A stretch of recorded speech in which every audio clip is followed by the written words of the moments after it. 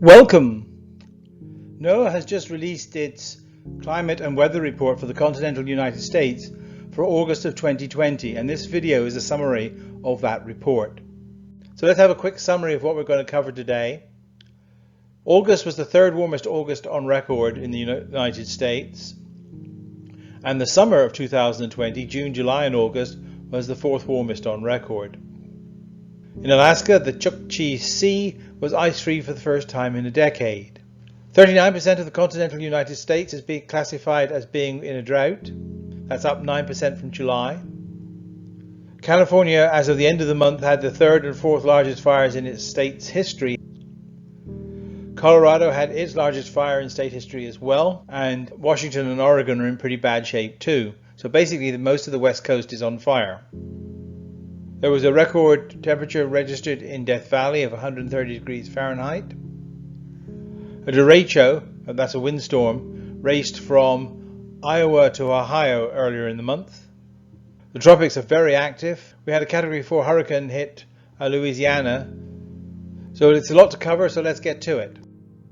One way of looking what's happening with the climate is to compare the number of high temperature records to the number of low temperature records. If the two numbers are about the same, then you have a stable temperature situation. If one very much outweighs the other, then you either have a warming or a cooling situation. So in August of 2020, we had 12,194 new record high temperatures. That compares with just 1,518 new record low temperatures. That favors warming by a ratio of about 8 to 1. That says that there is strong warming going on in the United States at the moment. Some good news for a change. The number of tornadoes, at least so far this year, has been well below average. We've had 949 as of the end of August, and that would compare with about a typical number of about 1,200 for that same time period. So we're down about 20%. And now for some not such good news. The Arctic sea ice extent is near record low levels. The previous record year was 2012, and you can see that here shown by the dashed green line. 2020 is the blue line, and it's not far off of that green line. And now September is usually the nadir of the northern hemisphere sea ice extent, and so it'll be interesting to see how low it gets by that time.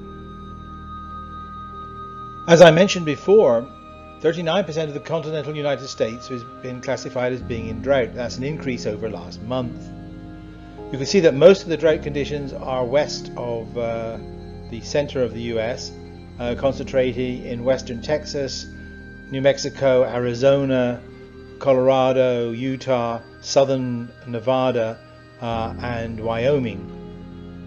Meanwhile, the southeastern part of the United States seems to have got more rain than usual, and that's probably due to the impact of some of the hurricanes that we're going to talk about in a minute.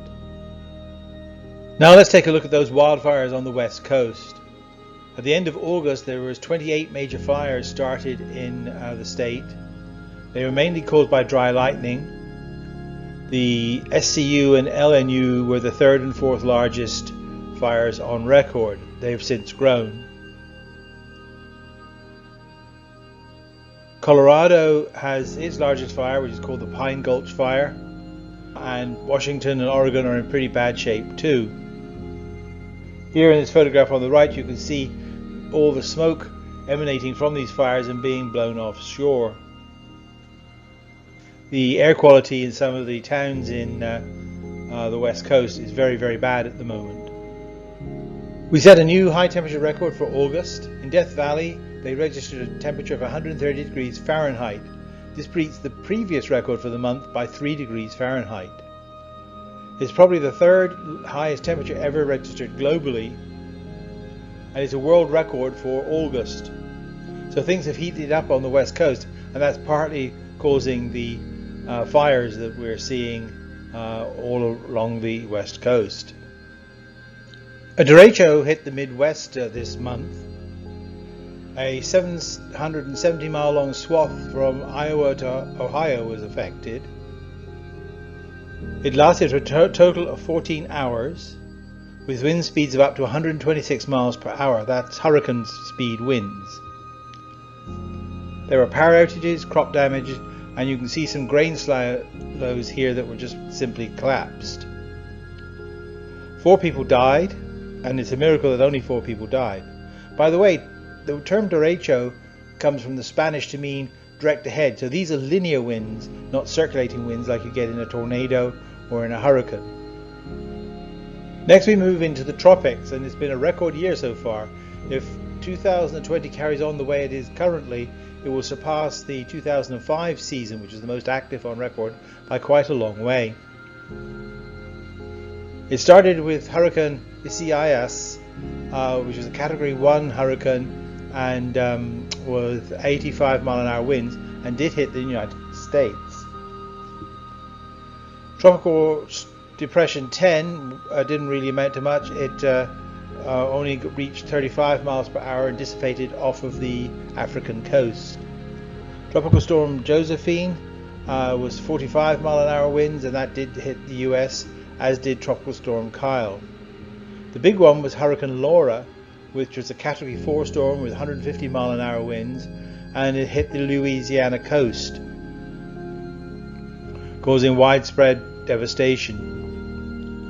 Hurricane Marco was Category 1 with 75 mile an hour winds and also hit the US, very similar place to where Laura hit. And Tropical Storm Omar was 40 mile an hour winds, hit the US too.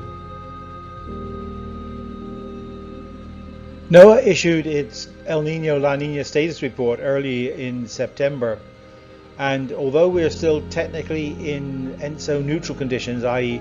we're neither in La Nina or El Nino conditions, they have issued a La Nina watch. That means that the Western Pacific is likely to cool down significantly over the next few months. And if that does so, then we can expect global temperatures to fall, at least temporarily, for some time. The predicted La Nina is actually quite broad in the possibility, but it could go anything from a mild La Nina to quite a strong one. So if we do get a La Nina in the next few months, what impact will it have on North America's winter? This is the average pattern. Now, by no means does it necessarily always follow this pattern, but on average this is what we can expect. Warmer and drier conditions along the southern states, up the east coast to the mid-Atlantic. Wetter weather in the northwest and in the Chicago area, but much cooler weather in the northern tier states. Let's try to look forward and see what events are upcoming. The obvious one is we're getting towards the autumnal equinox. That's on the 22nd of September this year. The sun moves into the southern hemisphere, daylight hours will be getting shorter in the northern hemisphere, and temperatures will consequently start to fall quickly. We're near the peak of the hurricane season on the 10th of September, and it looks as though we've got a lot more hurricanes to come. This is the image taken from the National Hurricane Center this morning. You can see what we have tropical storms, Rene and Paulette, and we have tropical depression 19 about to move into the Gulf, and it could become a hurricane before it hits somewhere near New Orleans. We have 3 potential systems. Those are the X's.